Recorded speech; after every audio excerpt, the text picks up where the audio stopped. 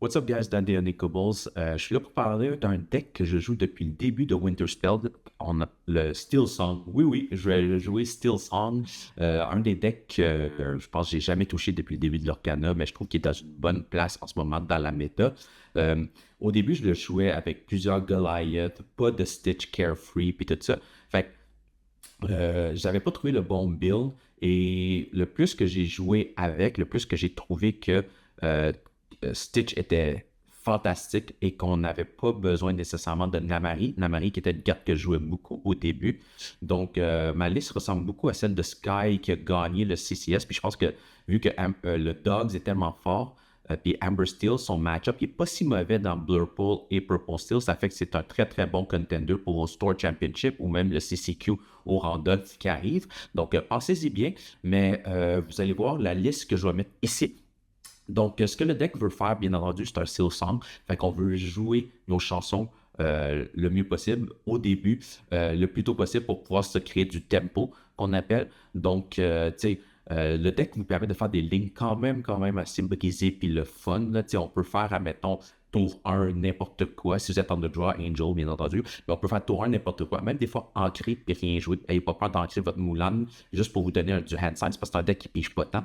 Fait que et là, après ça, sur le tour 2, on peut mettre Troubadour. Tour 3, vous allez avoir une troisième monde, vous allez chanter Accoud. Accoud va vous permettre de mettre l'arbre pour gratuit, vous pigez de cartes en plus. Et là, après ça, on peut mettre un tour 3, qui est un tour 4 qui peut être un Chief Poatan si vous voulez protéger vos chanteurs. Chief Poatan qui est une des meilleures cartes dans votre match-up Purple Steel et même Blurple. Des fois, ils ont énormément de la misère à enlever un 5-5 et très souvent, vous allez voir, c'est une carte qui va demander une réponse de 2 pour 1.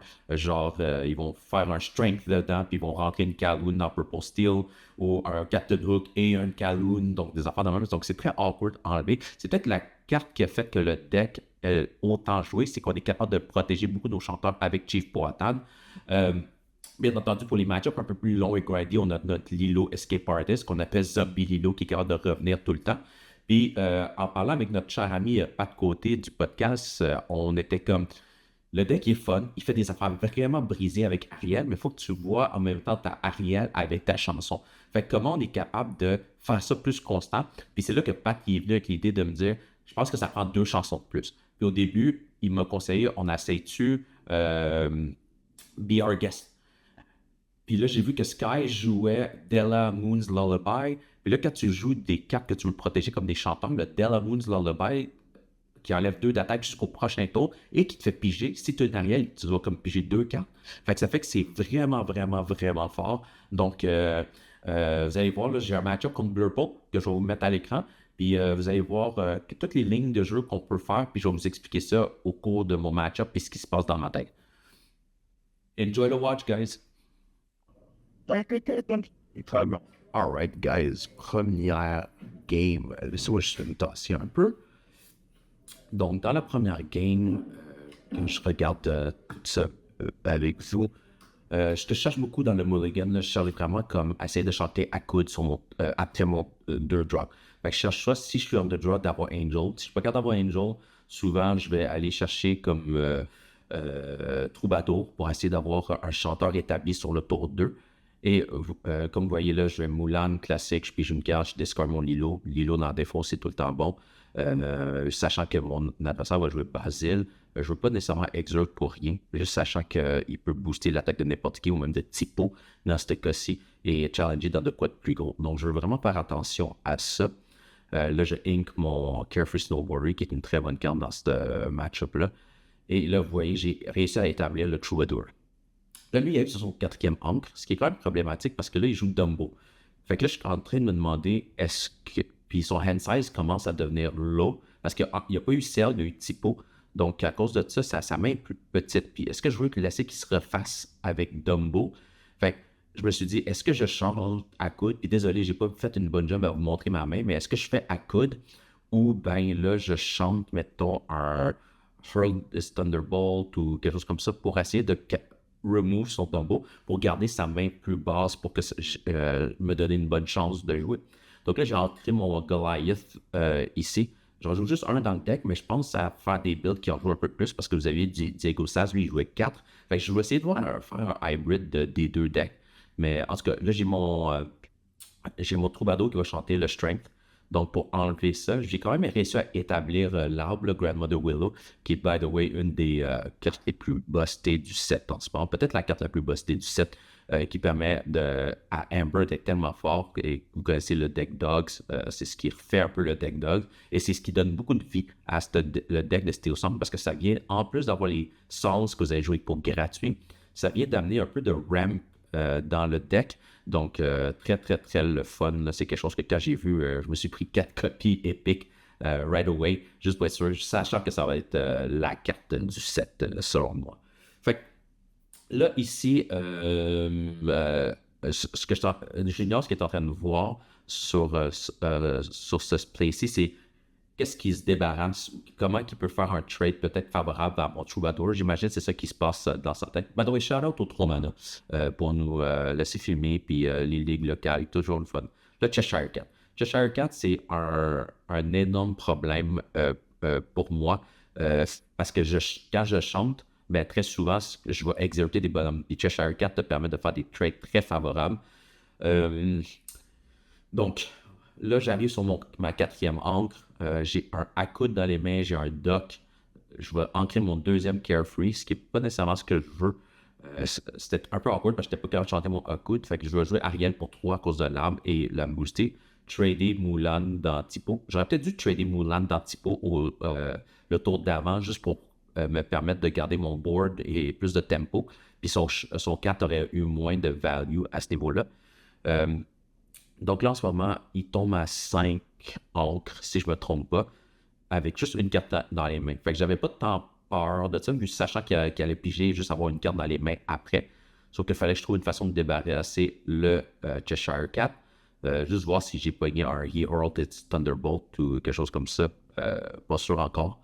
Donc là, je hardcast le 3, sachant que je vais avoir un discount de 3 maintenant. Donc je peux jouer un caractère qui coûte 4. Donc, c'était plus ça mon plan. Je ne voulais pas signer avec Ariel pour la rendre vulnérable parce que je ne savais pas si je voulais trader Ariel et l'arbre dans un Cheshire. Vous savez que Cheshire, c'est très fort. Fait que c'est un peu awkward des fois ce qu'on veut faire avec. Là. Fait que tu veux toujours t'en débarrasser, mais des fois ça feel comme un bait parce que tu trades tellement de ressources pour. Fait que là, je pense que j'opte de jouer Troubadour, qui n'est pas nécessairement le meilleur discount à faire. Là. Normalement, tu veux jouer de quoi d'un peu plus gros. Mais au moins, ça l'établit un chanteur si jamais je perds ma Ariel contre une Elsa ou un Cheshire Cat Shenanigan. Donc là, je pense énormément, est-ce que je veux trader? Pas trader, mais rentrer ma Ariel dans Cheshire Cat avec Willow et sachant qu'il va pouvoir trade back avec son typo dans ma Ariel le tour d'après, ou sachant que j'ai un Troubadour, je vais pouvoir chanter et puis j'ai peut-être une deuxième carte, une carte ou deux cartes le tour d'après avec Troubadour. Fait que c'est vraiment ce que je suis en train de me penser. Puis je pense que cette game-là, j'avais pigé énormément d'accoud. Je pense que dans des 3-4 premiers tours, peut-être 5 premiers tours, j'avais comme 2 à 3 accouds. J'aurais aimé plus de chansons de removal, mettons, mais on ne choisit pas ce qu'on pige. Donc, je passe le tour. Et là, mon adversaire va jouer son génie classique Burple. Tellement de piges, tellement un bon deck. Ce qui rend un peu moins fort, c'est aussi à cause de Dogs. Mais Dogs, c'est pas le deck le plus facile à jouer. Donc, vous allez quand même continuer à avoir du Blurple, selon moi, parce que les bons joueurs de Dogs, il y en a, mais il n'y en a pas de temps. C'est juste que c'est sûr qu'au CCQ, attendez-vous à en voir.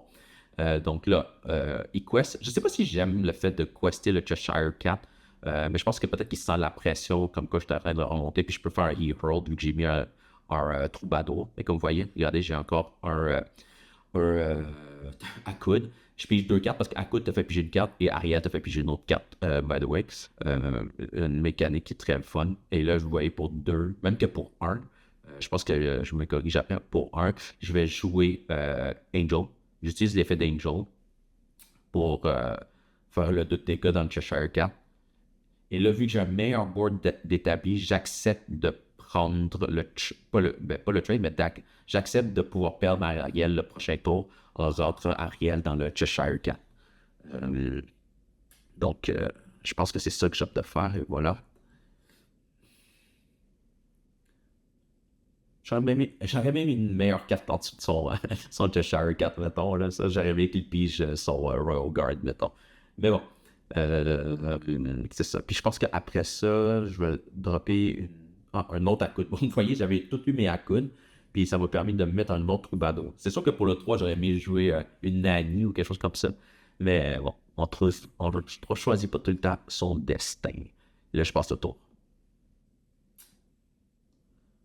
Burple qui est très scary, tu vas essayer de finir la game le plus rapidement possible juste parce que c'est ce qu'on appelle le card quality. Donc les qualités de cartes qui arrivent, le plus tard que ça arrive, le mieux que les cartes sont pour Blurple. Donc, tu sais, nous, on a vraiment un tempo de 4 à 5 angles, puis 5 angles, c'est juste notre Stitch Carefree Snowboarder et moins. Et voilà. Dès que les Hades commencent à arriver, là, ça devient problématique un peu. Euh, et là, pour 3, j'ai hâte de jouer un Chief Poatan, qui est comme une des meilleures cartes de ce set pour ce deck, by the way. Fait que 5-5, là, très très awkward. Et là, je trouve finalement mon Hero de Thunderbolt, puis je commence à quester. Donc là, j'essaie de remonter un peu dans le tempo, sachant que Blurple n'est pas le meilleur deck. Il n'est pas le bon pantoute. En fait, là, à enlever plus qu'un threat par tour, souvent ça va être un Hades ou le Hades Mauve, comme vous voyez ici, ou un Elsa qui va coucher une personne. Fait que c'est comme, il dépense beaucoup de ressources pour enlever un character ou même des fois avec Let It Go. Fait que c'est quelque chose que tu veux capitaliser. C'est pour ça que je décide de jouer le plus sur le board que je peux. Mais là, il a trouvé son Into the Unknown. Fait que, un peu unfortunate, mais il a tradé 2 ressources Fait que vous voyez que Poatan est très fatigant et on veut tout le temps s'en débarrasser le plus possible. J'ai hâte de ramener ma zombie Lilo. Et voilà. Et là, maintenant, j'ai un autre accoud, mon dernier accoud. Ouais, ben oui, tout. Dernier accoud. À voir si je vais avoir quelque chose d'intéressant à jouer. Un autre Thunderbolt. Puis là, pour 2, même qui m'aurait coûté 0, ce Lilo-là, en fait, mais je pense que ma main était vide de toute façon. Parce que j'avais joué à coude, donc ma main est rendue vide. Donc à coude 2 ou à coude 0, c'est ça, j'y pensais même plus rendu là. Un autre Hades. Là, c'est ça. Mon adversaire fait une très belle job à essayer de contrôler mes Lilo pour pas qu'ils soient dans la défausse. Donc là, en ce moment, moi, bien entendu, ben, j'ai pas le choix d'essayer de mettre le plus sur le board encore une fois. Et vous voyez, Nani dans le dock, là, pour vrai, c'est tellement le combo que je voulais faire, ce set-ci. Puis j'étais comme, faut que je joue un deck qui est capable de faire Nani, dock, puis bien entendu, Amber Steel. Mais je voulais pas jouer la ligne aggro. Fait que je suis très content que ce deck-là fonctionne. Et vous voyez comment je suis capable de swarm, le board swarm qui est comme mettre le plus de créatures, character possible, là, si on veut. Fait que là, je quest avec tout. Vous voyez, il y a 2 Hades de son bord, mais il est quand même à 10 lore. Puis moi, mes bonnes quest juste de 1 sauf ma Lilo. Fait que s'il contrôle ma Lilo, là, ça va être quand même assez long à remonter ça.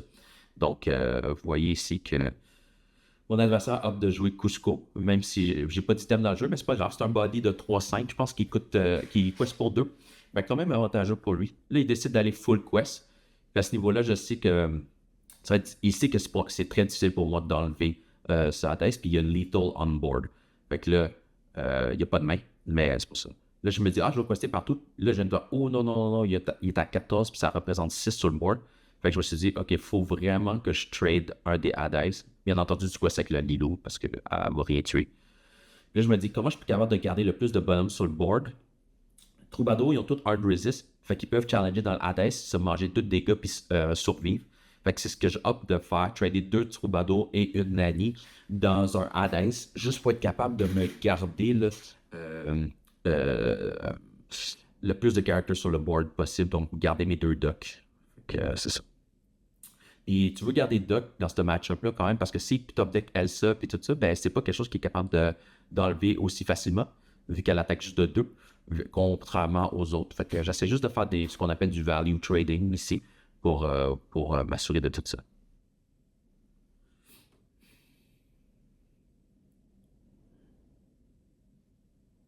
Là, mon adversaire tombe dangereusement à du 14 lower au pouvoir. J'organise un peu mon board parce que je savais pas où est-ce que la caméra elle allait couper. Donc, c'est pour ça que vous me voyez mettre le Nani qui était à l'extrême, juste en dessous. Mais c'est ça. Là, mon adversaire est en train de regarder c'est quoi les lignes de jeu qu'il doit exécuter pour se mettre dans une bonne position de gagner quand même. Et là, c'est ça, le Let It Go qui est sur le top deck qui est vraiment bon pour contrôler les dos. Ça le permet de quester s'il veut. Vu que mes characters questent juste de 1, puis je suis quand même loin du 20, là, avec des bonhommes qui questent de 1, tu te rends pas trop loin.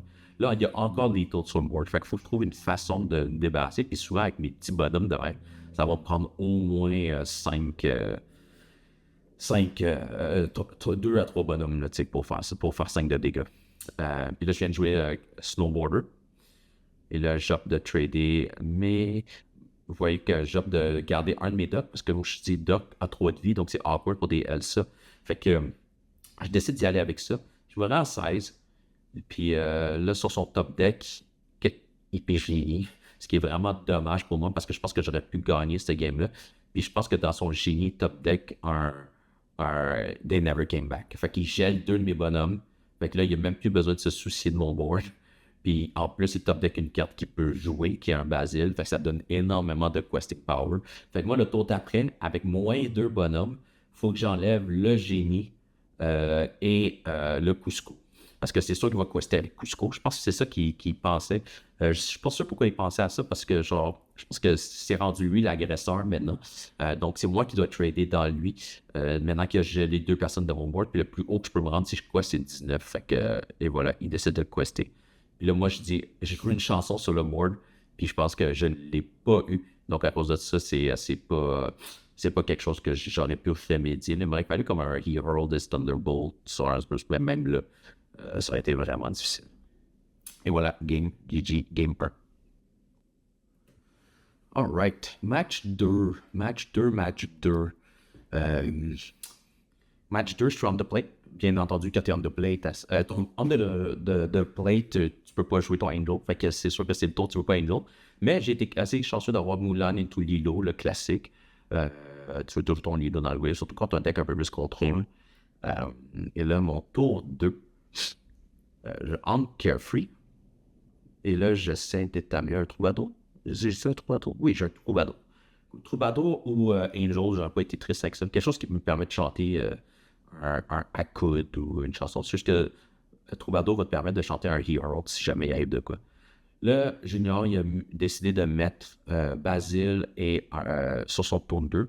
Je sais pas si mettre autant sur le board en étant deck control, c'est ce que tu veux faire au début, parce que je suis pas tant aggro au début, mais je vois la ligne, pourquoi il y aurait peut-être peur de ça. Je vais inker mon Lilo, j'aime pas faire ça, mais quand t'as des unlinkables, t'as assez d'y aller. Lorsque la raison pour laquelle je quest avec Mulan, c'est parce que si il veut trade mon troubadour, ce qui serait le move logique, il est obligé de quester avec Basile pour rentrer dedans avec le Royal Guard. Comme ça, Mulan, ben, elle peut pas se faire trader. S'il décide de tuer ma Mulan, je suis encore plus content, ça veut dire que mon troubadour, il reste en vie. Mais je savais que mon troubadour allait mourir. Il y avait des fortes chances, vu qu'il vient de chanter. Fait que j'ai dit, ben, ma Mulan est sûrement safe, vu qu'il arrive seulement sur sa 4e ancre. Fait que sa 4e ancre, c'est quoi? Il va mettre Genie ou il va mettre Dumbo, tu sais. Fait que j'avais pas trop peur de ça. Puis je sais que mon Stitch va pouvoir quester le prochain tour et me faire piger une carte. Voilà. Isis qui est une très bonne carte dans Blurple en ce moment. 4-4 non ancrable, mais elle exerce quand elle rentre en jeu. Ce qui est vraiment bon contre les match-up dogs et tout ça. Et Blurple commence à jouer de plus en plus. Très très belle addition. Shout-out à tous les pros qui ont eu ce pic. Nanny Doc, le classique. J'adore. Fait que là maintenant, je décide de ne pas quester pour une guide de lore parce que je veux vraiment gagner de lore et PG parce que je veux vraiment me débarrasser de son 4-4 qui peut trader mon stick. Puis je sais que 5 de vie, c'est vraiment difficile pour Blurple d'enlever. À moins qu'il veut hardcast Into the Unknown ce tour-ci, ce que je suis très correct avec. Parce que même s'il joue Elsa, non, il n'y avait plus son Basile. Fait que c'est ça, même si je veux jouer Into the Unknown puis gaspiller son tour ou jouer Let It Go, moi ça me va. Parce que il a dépassé tout un tour pour essayer d'enlever mon Stitch. Fait que c'est plus ça mon thinking. Et vous voyez comment le deck Steel Song est vraiment cool. Parce que à 3 ans, j'ai déjà un cost 5 en jeu, puis j'ai une Nani. Puis il fait des lignes de jeu vraiment cool. Genre, tour 2, troubadour, chanter, sur le tour 3, chanter à coude, jouer l'arbre, et après ça, jouer un 4-drop parce que l'arbre a été gratuit. Tu sais, des lignes de jeu vraiment, vraiment nice. Fait que c'est ça. Et là, il décide de faire 2 dans mon Stitch. Et là, j'ai une ligne de jeu que, quand même, il faut que tu connaisses le match-up que j'ai fait. Je sais que les pros qui regardent peut-être ça vont faire comme, ben oui, c'est évident, tu fais ça. Mais peut-être pas pour tout le monde.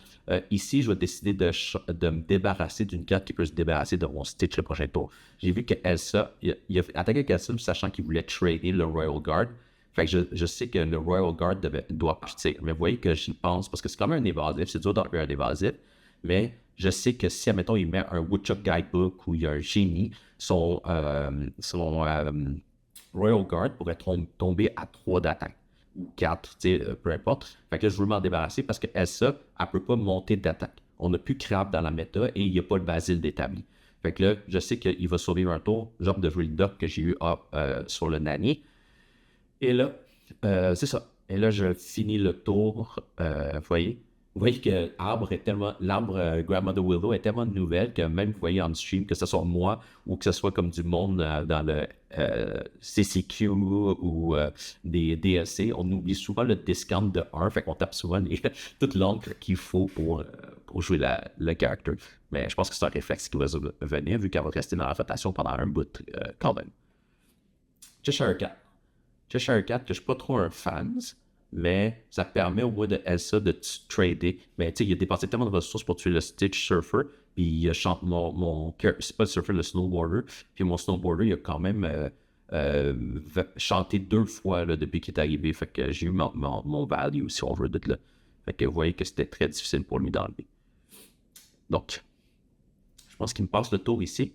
Là, j'étais en train de penser si je ramène le Lilo pour 1 ou j'opte de peut-être jouer mon Carefree Snowboarder dans les mains. Donc, j'opte de ne pas jouer ma Lilo, même si ça me coûte 1, parce que je voulais vraiment jouer, je pense, le Snowboarder, vu que c'était tellement difficile pour lui de s'en débarrasser. Donc, je joue pour attendre. Ouais. Puis, je pense que j'avais pas de carte que je voulais ancrer parce que mon Snowboarder, je voulais vraiment le garder. Donc c'est ça. Mais voyez, je commence à avoir du board, ça vient d'aller. Puis, qu'est-ce qui est cool avec Poatan, vu qu'il est bodyguard, c'est tu peux pas trader d'une belle façon dedans avec soit Genie ou Cheshire Cat parce qu'ils vont pas avoir de damage, ils vont mourir. Fait que ça met ton adversaire dans une position vraiment difficile avec Poatan. Puis, qu'est-ce qui est cool de Poatan, c'est qu'il y a 4 de cost. Fait qu'il peut chanter un Herald's Thunderbolt vu qu'il peut pas attaquer de toute façon. Je décide d'entrer ma Mulan et pour 5, ben, 4, 5.1, 4, je décide de jouer mon stack et je chante le Hero, qui est un énorme move de tempo. J'ai plus le maître, mais mon tempo est incroyable rendu à ce moment-ci. Fait que ça va être dur pour lui de revenir avec. Il y avait juste une carte des mains au début de son tour. Et là, il décide d'ancrer mon Powhatan avec ça et trader dans ma Lilo. Hades Enchanté qui est tellement belle. J'en veux une, j'en ai pas. Et là, je décide de ramener mon Stitch. Pardon, je vois Lilo Escape Artist. Je quest pour 2. L'effet fait que si j'ai 2 caractères ou plus, je peux piger une carte. Donc là, je me suis refait, j'ai la carte que j'ai pigée sur le aussi et la carte de Stitch. Et là, j'utilise l'effet de Nani pour aller me chercher un character. À moins que j'ai whiff, mais je pense pas avoir whiff. Donc, on va voir ce que je vais de prendre. Je pense que je prends Mowgli parce que je veux voir qu'est-ce qu'il y a dans les mains. Je veux voir s'il y a un Into the Unknown ou un Let It Go. Peu probable, mais bon. Voilà, Demona. Fait que je vide ma main, puis quand j'ai vu Demona, je tourne toutes mes cartes parce que je sais qu'il va me les tourner anyway. Puis je vais me refaire 3 cartes s'il jamais il veut jouer Demona. Fait que moi, je suis très, très, très OK avec ça.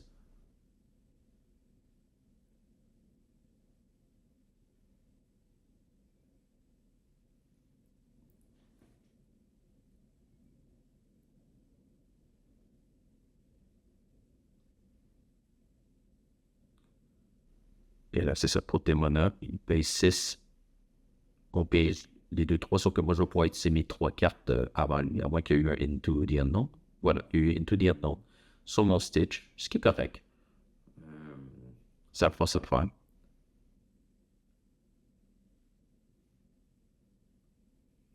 Hades qui va sûrement prendre les lots. Voilà. voyez comment je place mon Lilo pour toujours essayer de m'en rappeler. Ce qui sort de la défausse un peu. J'aurais pu le jouer, je pense que j'ai oublié. Mais j'avais tellement de cartes en main, je me rappelle plus ce que j'avais, mais je pense que j'aurais pu le jouer.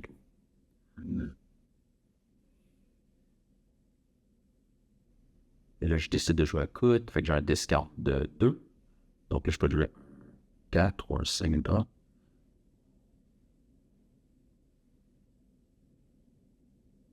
Non, ok, je me suis trompé d'ordre. Ouais, je préfère jouer l'arbre pour gratos. Puis après ça, ben, je pense que j'ai payé l'arbre. Ouais, ouais, ouais. Ouais, c'est vrai. Fait que là, je reprends le coup de l'arbre parce qu'il était gratos avec Akul. Trop de discount dans ce deck-là. Et là, et voilà. Ah, c'est pour ça que j'ai pas utilisé mon oncle pour Lilo. Enfin, j'avais déjà une Lilo, puis ça m'a permis de jouer le dock en plus. Donc là, je pense que ce que je décide de faire, c'est quester partout. Puis de dire à mon adversaire, ben, j'ai mon board. En gros.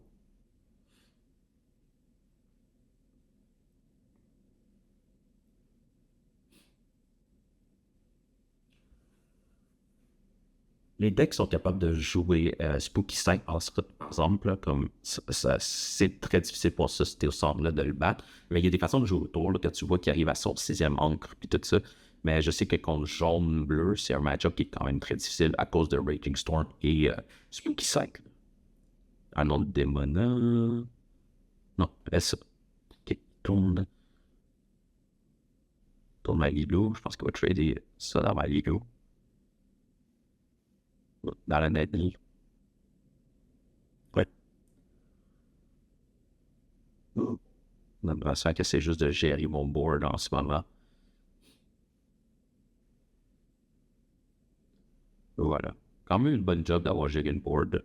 Là, là j'ai deux Lilos dans la défausse. Je suis en train de me demander, est-ce que je les joue pas? Je pense que j'essaie d'en ramener un. Vu qu'il coûte juste un. Puis je me demande s'il ramène la deuxième ou pas. Je me rappelle plus ce que j'ai dans les mains, comme je vous dis, désolé là, de ne pas vous avoir montré ma main comme ça, mais je pense que j'ai mal focus la caméra du côté droit. Donc à cause de ça, on voit pas trop ma main, donc désolé pour ça. Mais c'est ça, le Nani, vous voyez, je mets tous les caractères qui doivent sécher du coin gauche. Ça m'aide à repérer mon game sense. Je m'oublie, juste pour aller voir sa main encore.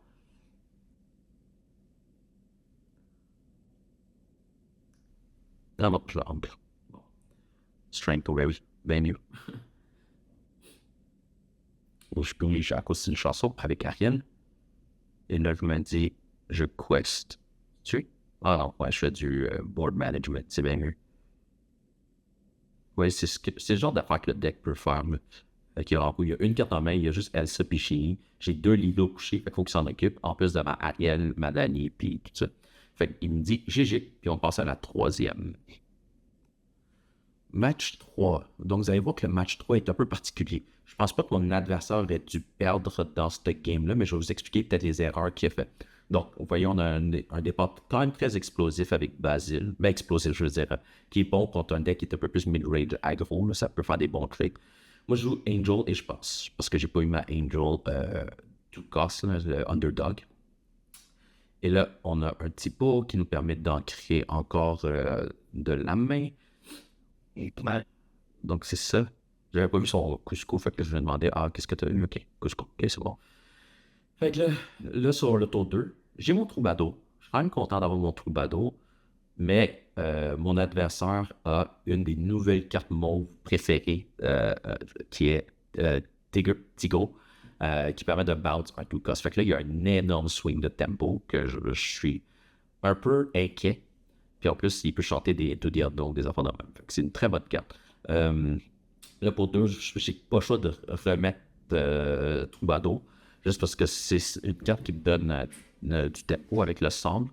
Et je entre Ariel, je passe le tour. Je fais quasiment mon tour 2, c'est juste que j'ai ajouté un truc de plus, qui est un peu dommage. Et là, maintenant, il vient de coucher mon Troubadour et le trade deck Elsa. Donc là, il est déjà 6 lords, j'ai rien on board et tout ça. Donc dans ma tête, j'ai déjà perdu ce game-là. Sauf que quand vous pensez de même, continuez à jouer pareil. Vous ne savez jamais comment ça va faire, ou vous ne savez jamais si votre adversaire va faire des misplays. Donc, c'est une très bonne leçon. C'est pour ça que j'ai décidé d'uploader cette vidéo-là, parce que je vais vous expliquer ce qu'il aurait peut-être dû faire pour gagner. Mais je pense que si vous avez eu la détermination, je continue à jouer parce qu'on ne sait jamais ce qui va arriver. Et là, je paye à coude juste pour piger une carte parce que ma main est un peu dégueu. Je pense que j'avais comme 3 Hero Thunderbolt. Je pige une carte, j'entre et ça me permet de jouer l'arbre pour gratuit. Fait que là, je me dis, si mon arbre est stick, j'ai peut-être des chances de revenir un peu parce qu'il a déjà joué à ça, il y a déjà un Tigon. Fait que je sais pas ce qu'il y a. Fait que là, il y a un Dumbo puis il n'y a plus de main. Plus de main, c'est bon pour moi. Fait que là, je sais que je peux essayer de manager le board un peu. Puis je me dis, est-ce que je mets de quoi sur le board? Mais vu qu'il n'y a plus de main, je me suis dit, 9, c'est pas si pire. Ce que je vais faire, c'est que je vais chanter je vais hardcast, je pense, un Hero de Thunderbolt sur son Dumbo, juste pour pas qu'il refasse sa main, parce que je pense que là, s'il refait sa main, j'ai perdu assuré. Fait que la seule chance que j'ai de revenir, c'est qu'il joue sur le top deck. Fait que je vais pas ancrer sur ce tour-ci, j'ancre et je passe. Donc, vous voyez, c'est pas très, très cool pour moi en ce moment. J'ai un petit arbre qui essaie de se défendre contre un Tigo, une Elsa, Basile et un Tipo. Donc, là, il est top deck en one drop. Fait que je me dis, OK, là, c'est la chance peut-être ou jamais. Là, il est à 13. Ça commence à faire peur, mais au moins, c'est Madame Quest juste de 1. Là, maintenant, j'ai 5 encres et j'ai un arbre. Fait que je peux commencer à faire bien des choses. Puis surtout que j'ai Angel. Ça me donne un peu plus confiance. Fait que là, je joue le Angel, puis je sais que je peux faire je suis obligé de trader 2 characters ce tour-ci. Et là, je mets le portant, il me reste 3 encres. J'aurais vraiment aimé ça pouvoir jouer mon 3 encres. Mais vous voyez, ça c'est mon 3e Thunderbolt. Fait que je discard un Thunderbolt encore pour pouvoir... même que j'en avais 4. Je discard le Thunderbolt pour essayer de tuer Basile, mais je reprends mon move. Après là, c'est une ligue casual. Mais ce que je fais, c'est... Je dis, en gros, vu qu'il y a juste un vie, je vais attaquer dedans avec mon arme. Et à la place, je vais utiliser l'effet Good Aim de Angel pour tuer le Royal Guard. Parce qu'il fallait juste que je gère du lore. Là, mon adversaire, il se dit, je mets Tipo en angle parce que si je pêche Hades, je suis capable de jouer. Je pense pas que c'est la best mentalité à faire. Tu sais, sachant que j'étais à 16, je pense que j'aurais joué Tipo juste pour me donner un lore de plus. Là, je gère son board comme ça, parce qu'il sait que j'ai Angel, fait que je peux gérer son board, fait que c'est mieux de mettre du body sur le board, selon moi. Mais bon, fait qu'il l'a pas fait, mais il y a 7 encres. Fait que là, j'utilise le fait de Good Aim, puis j'ai chanté un Thunderbolt. Puis là, j'avais un Duck dans les mains que j'avais depuis le début, fait que là, ça, c'est bon. Puis je décide de jouer le Snowboarder. Là, j'en prends le tempo tranquillement, mais il est quand même à 16, c'est super dangereux. Fait que là, il exerce mon Carefree Snowboarder. Puis là, il se demande qu'est-ce qu'il s'apprête à faire. Je pense qu'il quest ici, je suis pas sûr. Ou il trade le Angel, je me rappelle. Mais Angel a double resist. Je me rappelle plus si j'avais une main à cette époque-là, mais. Fait qu'il essaie de quester. J'avais pas de main. Donc c'est pour ça qu'il n'a pas tradé dedans. Donc, mais moi je ne traderai pas non plus. C'est lui l'agresseur en ce moment. C'est moi qui dois manager son board. Puis je pense que c'est ça que vous allez voir qu'il n'a pas réussi à reconnaître. C'est que il a tradé beaucoup à un point dans le jeu. Là ici, je fais le 2 damage. Puis je sais que Carefree, j'ai besoin de 2 characters. C'est pour ça que j'ai dit, attends, j'attaque pas avec le Doc encore. Fait que je fais le 2 damage sur le Tigo, mais je suis en train de penser, c'est quoi que je fais pour voir si je suis capable de trade avec Angel, maintenant que Angel a le 2 resist, parce que j'ai plus de cartes en main. Fait que là, je me dis, est-ce que je fais ça avec le Angel? Mais je me suis dit, j'ai peut-être besoin du Angel encore. Fait que je ne veux pas lui donner de dégâts dessus. Fait que là, je décide d'y aller avec mon plan initial qui est d'aller avec Doc. Puis je quest de 1 avec Angel. Puis Angel, il a resist. Fait que là, il est top deck un Woodchuck, ce qui est très bon pour lui. Et après ça, il décide de faire un move qui est quand même vraiment nice. Là. Il bounce avec Tigro, mon arme. Fait que là, mon Angel, il a perdu tout son resist. Mais là, il décide de trader dans le Angel. Je sais pas si j'aurais fait ça, perso. C'est un nice move parce que j'ai plus de resist puis il est capable de trader. Mais t'es à 17. J'aurais peut-être questé. Vous avez vu, il y a beaucoup de trades. Fait que je sais pas. Tu sais, c'est débattable. Les 2 links, je pense, sont acceptables. Là. Fait que là, je rejoue mon arme. Je joue ma Nani. Incroyable. Est-ce que je vais pogner un doc sur le Nani? C'était le thème de la soirée, évidemment. Évidemment. Je suis bon à ce jeu-là. Puis là, bien entendu, Doc, il m'ordonne 2 nouvelles cartes. Que tout ça, c'est ce que le deck est capable de faire. Il est capable de comme jeter toute sa main et repiger une nouvelle main. Là, c'est vraiment, vraiment fort, le nouveau Steel Song. Je l'aime beaucoup. Non. Et là, moi, je sais que j'aurais peut-être pas le luxe. J'aurais peut-être. Non, non, je viens de jouer là. Ah, d'accord. Ouais, c'est ça. Je sais que j'aurais pas le luxe de piger avec mon Stitch. Je suis trop en board management. Fait que j'attaque. Je fais un value trade dans son ISIS. Fait que c'est ça. Mais maintenant, il pige. Ça pige à ce deck-là. Quasiment jamais un mauvais top deck dans Blue Pool. Tu sais, je peux bien parler, je top deck des Nani dans des decks. mais, euh, mais ouais, c'est ça. Fait que vous voyez que lui, il n'y a plus de board, il n'y a pas une grosse main. Il let it go, mon Stitch, ce qui est correct. Puis il va aller quester, ce qui est très normal. Là. Il est obligé de faire. Là, je suis en train de regarder si j'ai des blue. Non, parce que normalement, je suis très bon à les placer dans ma discard pour qu'ils soient visibles. Ariel, je la booste.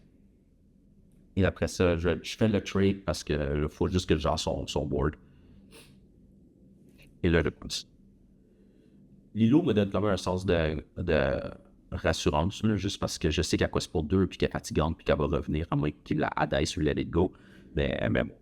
Fait que là, ça c'est correct. Faut que je sois capable de gérer tout son board. Et là, j'ai top deck un dock, ce qui est énorme pour moi. Ça arrive pas normalement. Top deck un dock dans de quoi vraiment insane. Là. Je pense que c'est un strength et ça me permet de picher. Et j'avais un Angel sur le dock. Fait que je joue Angel, je up clear sur le board. Incroyable.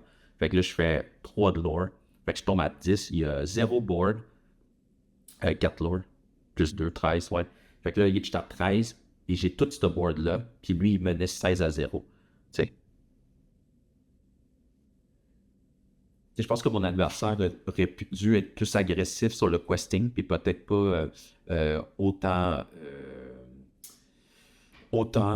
faire toute la manipulation d'essayer de trader puis tout ça, mais je comprends le raisonnement aussi. C'est juste que vous voyez, je ne suis jamais abandonné. Là. Continuez à jouer votre game, puis voyez comment ça débloque. Bon, j'espère que vous avez aimé ça, guys. Je vais vous ramener d'autres contents demain. Ça fait longtemps qu'on n'en a pas mis, mais je pense que la communauté aimait bien ça. Donc, ciao, guys. À la prochaine.